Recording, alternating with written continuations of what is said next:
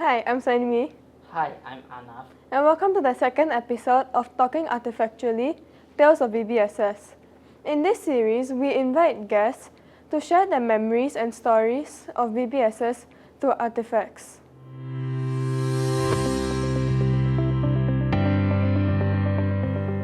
Our guest here today is Madam Latifah Muhammad Zain. She joined BBSS in 2006 as a full-time teacher to teach the Malay Special Program, also known as the MSP. She helped establish BBSS as the MSP West Zone Centre. She was also one of the teachers in charge for Malay dance, Girl Scouts and Badminton CCA.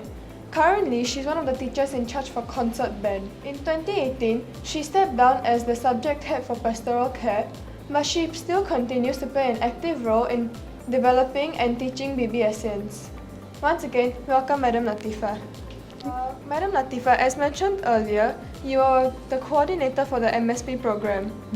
Could you share some memories that you have of teaching the MSP program as the only teacher? I started in 2006. So back then we are still at this old campus.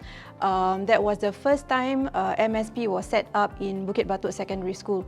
Prior to that, MSP was only offered to the top 20% of each PSLE cohort. Alright, so starting 2006, I was open to everyone who had the inclination and the interest to join or to learn Malay. So from then, in this campus, it has moved to Totak, and then we came back here, and we are still serving as the Centre, West Zone Centre for MSP. So, Madam Latifah, could you please tell us about these documents and how they are significant?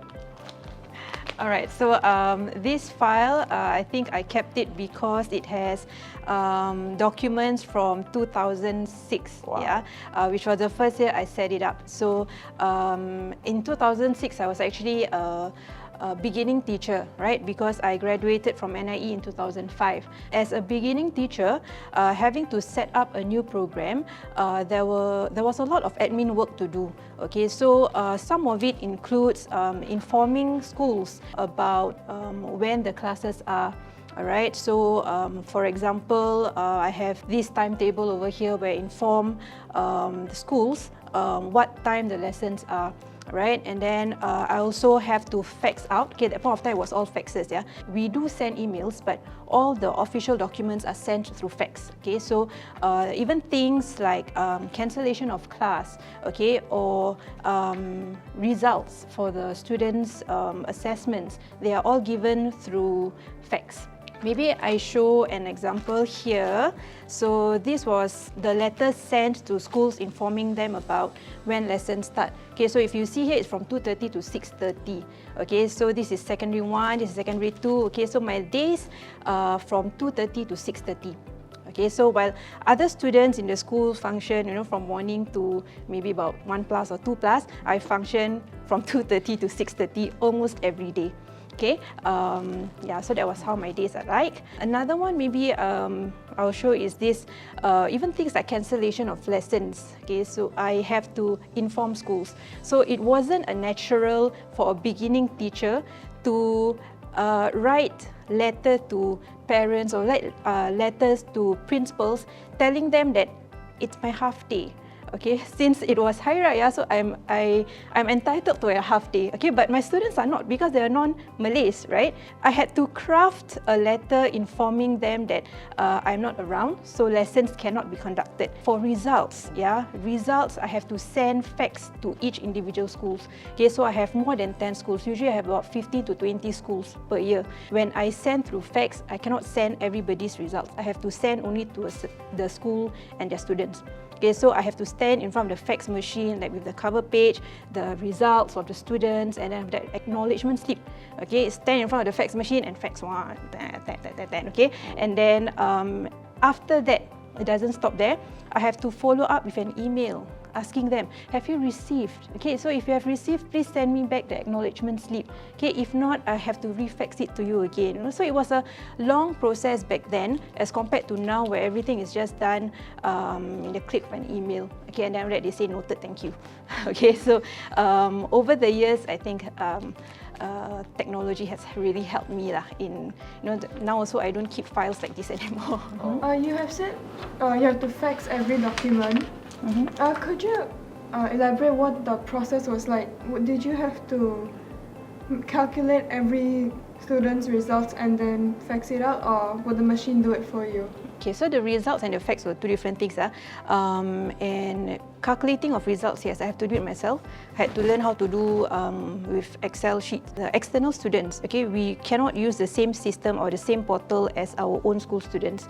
So I had to learn how to adjust the Excel sheet with the correct percentages and things like that. Okay, then once the results has been churned out, then it's a process of faxing to schools. Okay, so the process of faxing actually is just standing in front of the fax machine, okay, and then I have a list of the fax numbers, of course, and then I have to have a cover page where I say who is attention to, all right, and then with the results at the second page and then acknowledgement slip, and then I had to send just stand and then put in like printing like that.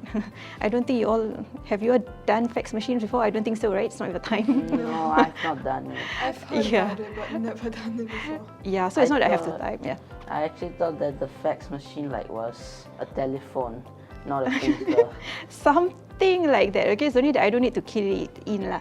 All right, so I just key in the number and after that just press, and then they will send all the pieces of papers. Yeah. While on the topic of MSP, we also heard that there was a textbook published where our school students or our school campus were shown. If I'm not wrong, I think it's this textbook. So it looks like this. If I'm not wrong, it was published in 2015. Is that right?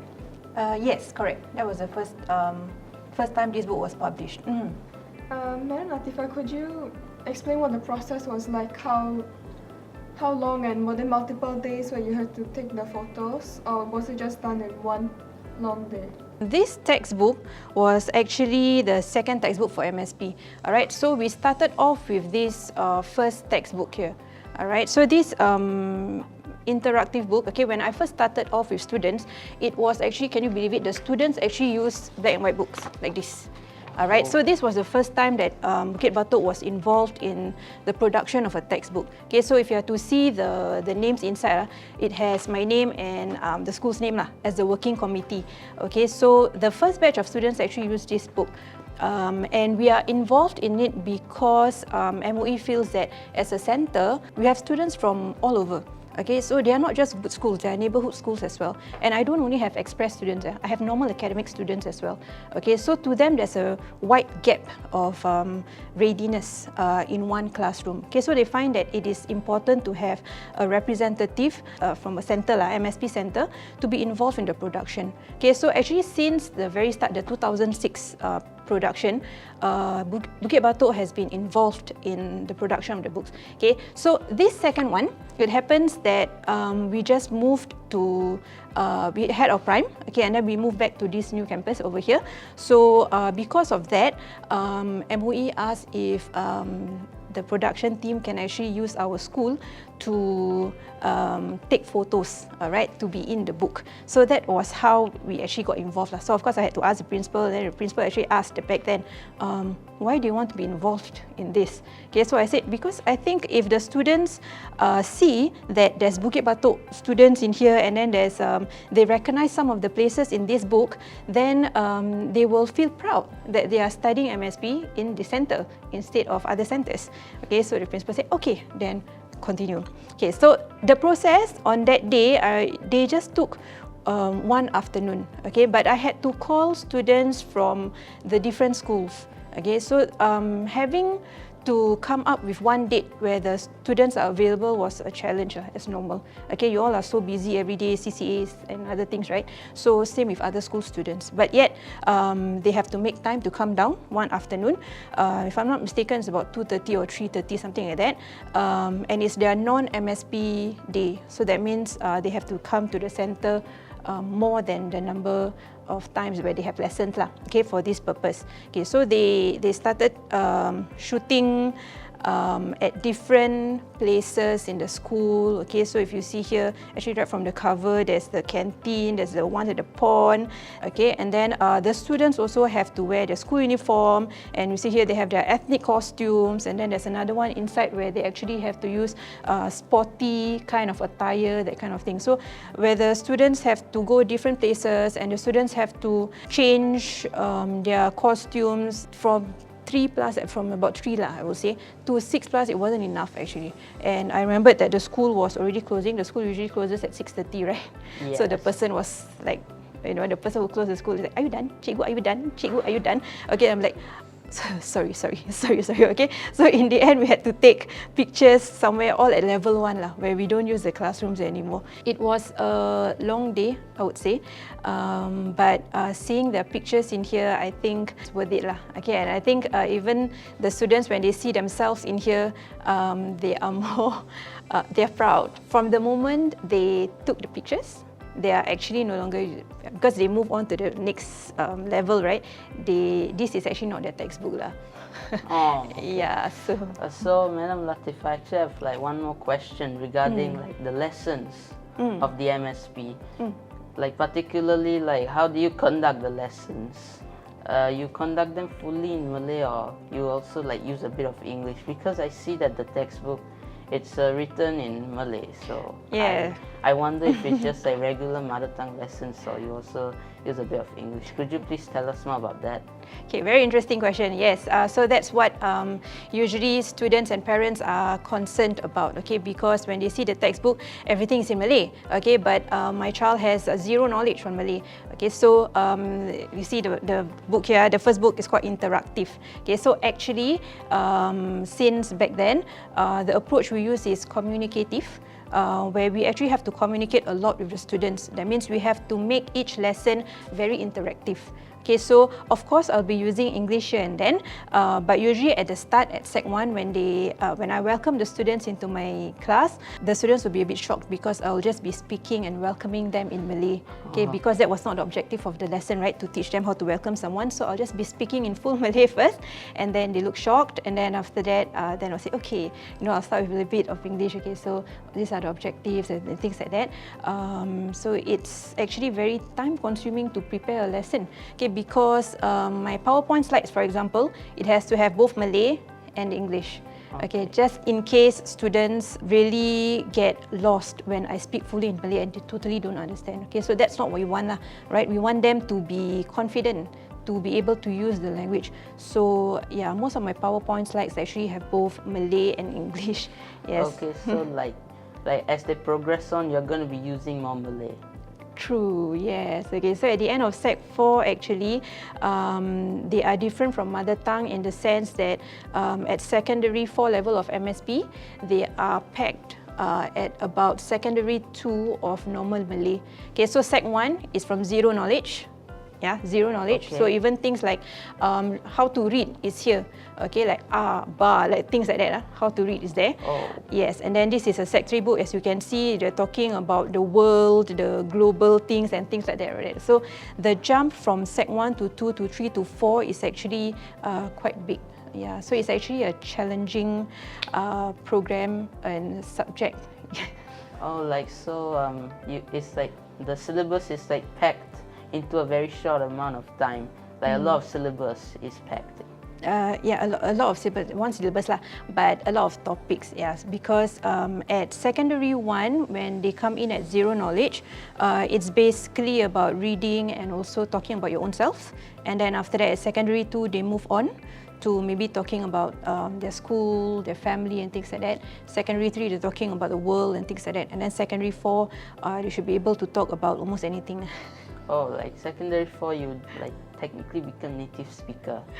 Oh, native speakers. I mean, like you reach the proficiency of the native speakers. That's what I hope for, but it never happened. Oh, okay. Yeah, okay, because whatever it is still a non-native language to the students, to all my students. Okay, so if they are able to interact, for example, about daily lives, or if they are being, if there's simple interviews that they can do in Malay, it's actually a very big achievement. Okay, Wow. yeah, so there are actually some students who needs to study a lot first before they are able to converse with you in Malay. Alright, so if they lose touch, maybe 1 or 2 weeks you talk to them in Malay, maybe they can only remember things like Selamat pagi, and of course the favourite is boleh saya pergi ke tandas. Do you know what that is? No. Can I go to the toilet? Oh.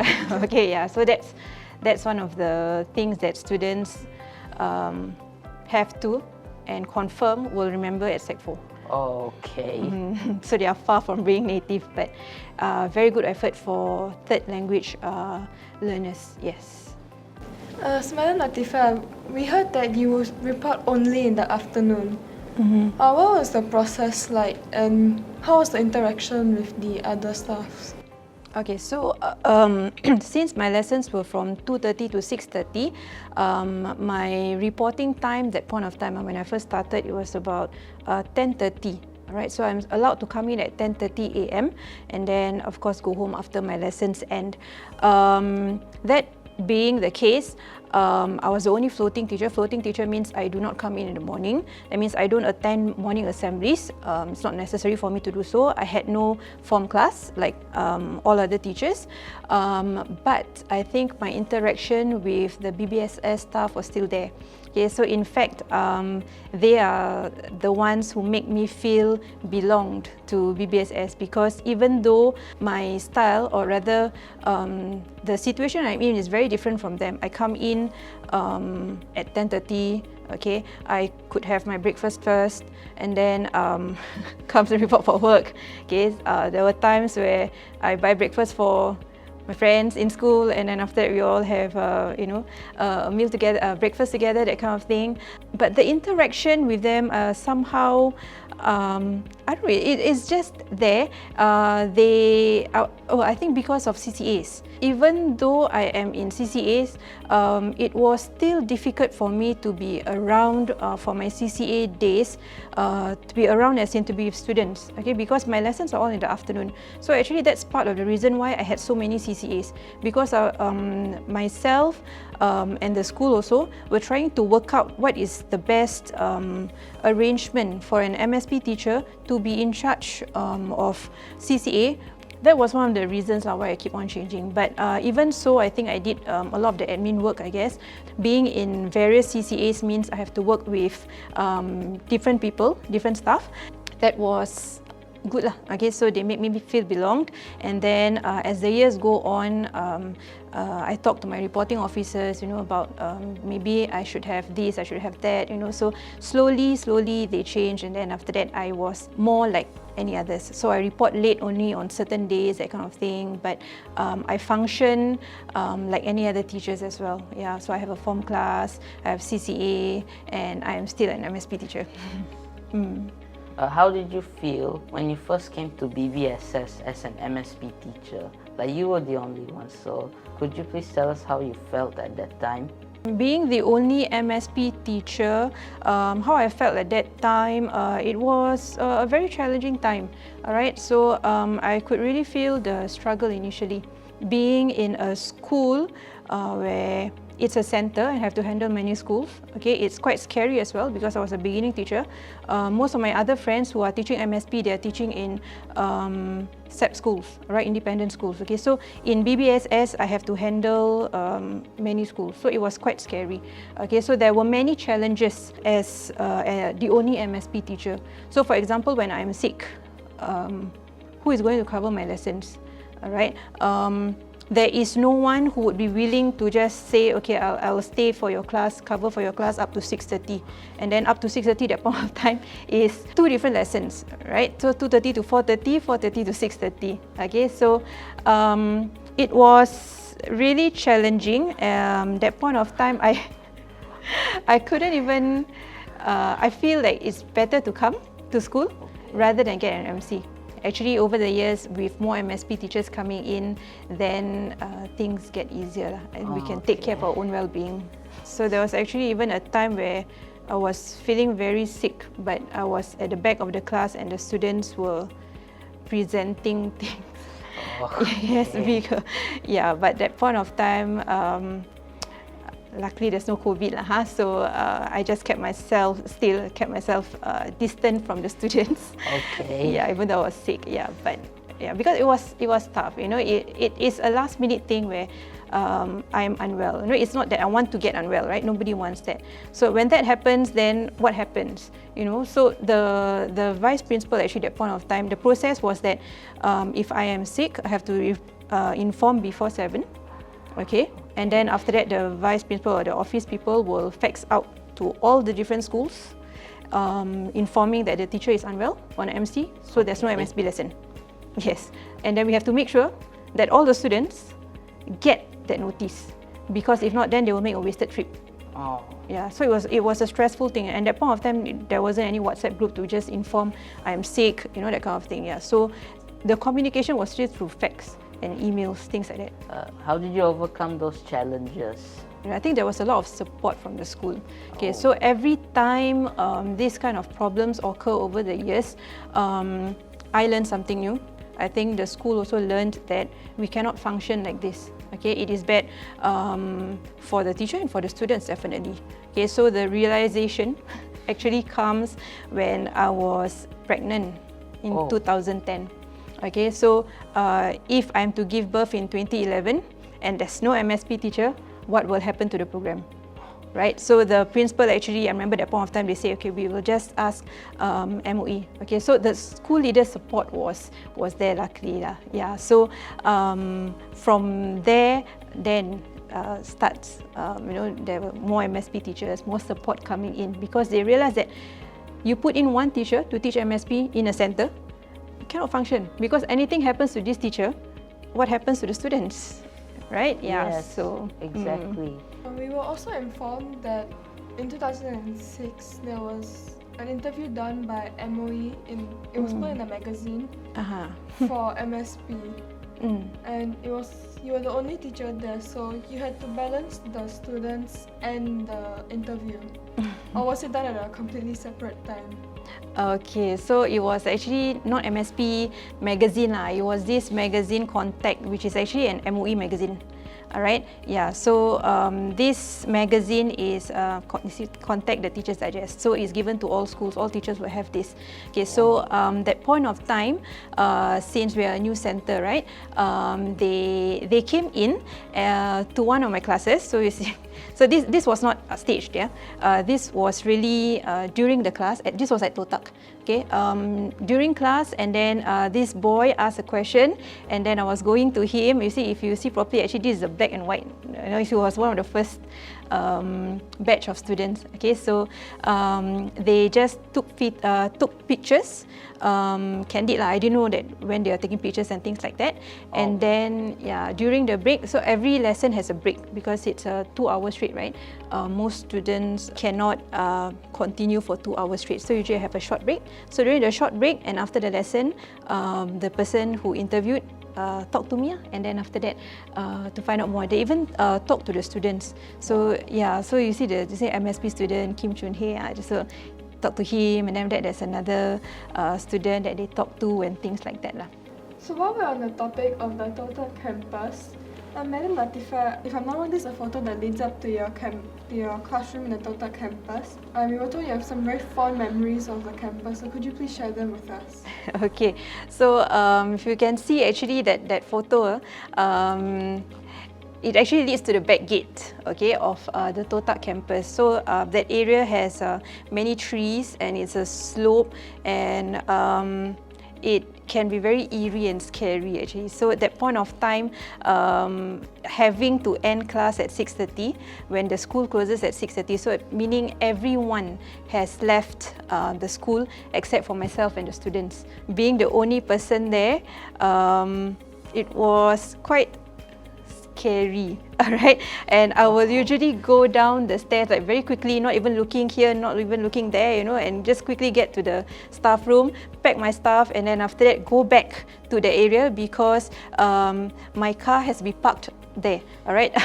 To be parked at the main to the front gate, there's only a few lots, so we had to ballot for it. And me coming at the later part of the day, definitely I don't get that spot. Okay, so I have to park somewhere at the slope down there. Okay, so you imagine end class 6:30, release the students, pack my stuff, and it's already quite dark. Okay, and then after that go to staff room, take my stuffs, and then go back to my car somewhere at that area. Plus the fact that heard stories, okay, where they see soldiers or Japanese army walking around there, alright, and there were also like stories where there was a visitor apparently asking if the person can just use the toilet, that kind of thing, alright, and that person is not really a person. It was, how to say, scary lah, eerie, alright. But now come to think of it, actually, fond memories. That is the only time in school where I hear such things, and I really feel it. Okay, so of course, all schools I think have some stories, alright. But we don't know whether they are true or not. But actually, being there somehow gives me the chills lah. Okay, I think it's because of the area which is full of large trees, and then the sound of all those crickets and things like that somehow is just different from this campus. And then also having to park near the back gate there. I remembered that we are supposed to have a key, and then we will have to spend time, opening the gate, and then after that go out of the gate, and then after that lock it back, and then after that be back in the car, and then move off, that kind of thing. Same thing when we reach school. Yeah, I have to do that because I don't come in the morning, right? Felt like a security guard as well. Wow. Yeah. So what differences are there from the teaching style back in 2006 compared to now? You were talking about technology-wise or stuff like that. What's the difference in the way you teach the students now? Back then and now, of course, there's a lot of difference, okay, in the sense that over the years, I have really learned a lot, right? From the production of the book, I can actually see why these topics are chosen. Why is it for Sec 1? Why is this for Sec 2? Why is it important for the students to learn these topics, okay, to learn these themes, for example. And being part of the working committee for all this, it has really enriched my knowledge about third language speakers. It is very different from mother tongue, where they are native speakers. Okay, these students are new to the language, to the culture. They will ask about religion as well, okay, because the Malays are often associated with Islam and that kind of thing. It's a very rich learning over the years, and teaching style, of course, with technology, it differs because now, for example, if last time games, I used to do games like I would really make the cards and flashcards and things like that and put in front of the class or give out to students, that kind of thing. But now students like quizzes online, Kahoot, Quizzes, right? So there is no need for me to make all those things by hand anymore. Okay, so that changed, but I think the way it's being taught and the way students learn, it is somewhat the same. Okay, because it's the first time they are exposed to a very different thing for them. Okay, so most of the students who are in this program, they are actually, most of them, they are very interested to learn. Okay, so it's not that they are forced into it. Of course, there are a few, but generally, most of the students are passionate. They are very interested to learn, and that's what keeps them going. Speaking of like your lessons, do you remember any like students fondly, and how were they like? I will say my earlier batches, alright, like this student over here, they're really, I would say, close to my heart, okay, because I am the only MSP teacher. So basically, they see me for 4 years, right? They have no other cikgu. I'm the only cikgu that they will see, from Sec 1 all the way to Sec 4. They are also the batch who actually came for my wedding, alright? So they had a first-hand experience in attending a Malay cultural event. Wow. Yes, so it was really touching, and they still keep in touch and things like that. So it's nice, because after all that, come to think of it, being the only teacher, they grew close to me. Yeah, because I'm the only one who teach them. So like y'all become like family. Like family, yeah. They will come to my house for Hari Raya. Yeah, then they will enjoy food in my house, that kind of thing. Yes. What is one incident that you remember very well? Not just in the students or interaction with the teachers. Okay, one incident. Maybe the need to pack. It is not easy to pack.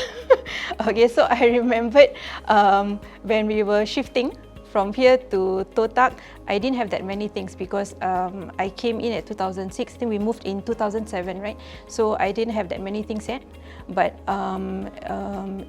having all these faxes, this is not all the documents, these are just some of the documents, okay? So I actually have lots of things, that I have on my table. So by the time when I move back to this campus, I remember that we were given a few boxes, and I have to put my stuff in the boxes and then seal it off, right? Yeah, I was totally bad at it. Oh. Yes, and a colleague, actually, the one seated near to me, he actually said, that's not the way you pack. So he opened up my box, and then after that he helped me pack again. Since then, I don't like to move because I don't like to pack. Oh, okay. Yeah, so I hope we won't move again, Yeah, I don't know what will happen to my table here after 15 years. Wow. You see, 2006 also still have, so... Yes, and by then your pile will be like much bigger, so yes. Yes. So Madam Latifah, so what was your experience at teaching at the Totak campus? Teaching at Totak campus as compared to this new campus is in terms of the classroom. Totak campus was generally smaller. Okay, most of the classrooms were actually just facing the staff room, if I'm not mistaken. All right, but I'm not allowed to use that area, the normal classrooms, because of other school activities going on, for example, CCAs and things like that. So if I am to choose a classroom there, it will be very disruptive for the MSP students because there's CCAs going on and things like that. So that is why I needed to choose a classroom which is away from that block. Okay, so it became to that that one particular block, that one lah. Yeah, the classroom is also actually very small.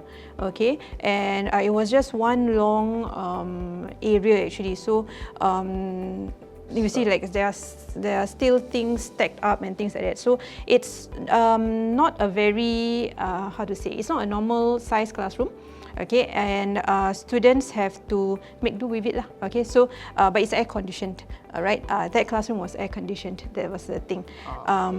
Yes, as compared to here, it's bigger. Okay, and if I need to use the laptops and things like that, it is way easier. Okay, as compared to last time. Okay, so here I have a normal size classroom. I can bring in the things, or I can put things up on the notice board if I want to. Okay, for that particular lesson, even though it's still shared with other form class, but it is still possible. Okay, and definitely having a bigger size classroom means I'm able to take in more students in one class. Okay, that helps as well because now that we are more established, we actually have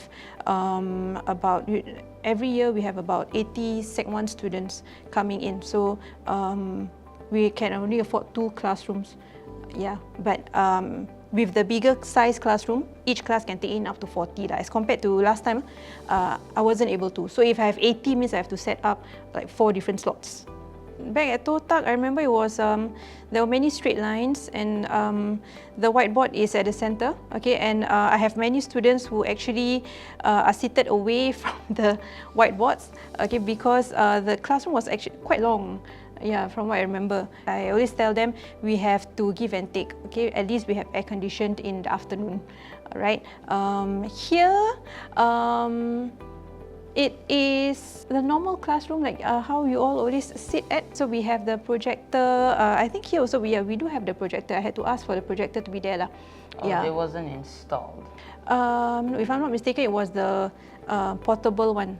Okay, yeah. I don't think this classroom was being used all the time also because for one, it is air conditioned. So it's supposed to be a special room, tutorial room or something like that they call it.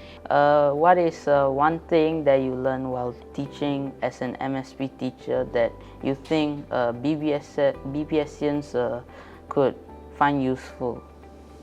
Okay, so having taught MSP, okay, those students of BBSS actually, they are very lucky. Okay, because having this program in their own school means there is no need for them to travel. Okay, so having seen other students who have to travel from their school to here, okay, so they have along the way, maybe they have their lunch, maybe sometimes some of them don't even have time to have lunch before coming to school, before coming for MSP lesson. So I think BBSS students really stands a lot to gain because in the sense they can really end an activity at 2:30 and then after that come for lesson at 2:30 for example, okay, or 3:30, whatever the time is. As compared to other school students, BBSS students actually are very lucky. They get to learn a new language, alright, and if they pass this MSP, they can actually get 2 bonus points to enter JC, kind of thing, okay, and not having to travel, I think it helps in the sense that when they come to class, they are less sleepy as compared to other students. Okay, you imagine after school you take a bus. I think for most of the students they tend to get sleepy then, and then after that when they enter class at the later part of the day, it can be very challenging, right? Yes, very. Yes, so BBSS students are actually very lucky that we are the center for this. Thank you, Madam Latifah, for coming here and making the stories of BBSS come alive. And with this, we've come to the end of episode 2, Talking Artefactually, Tales of BBSS.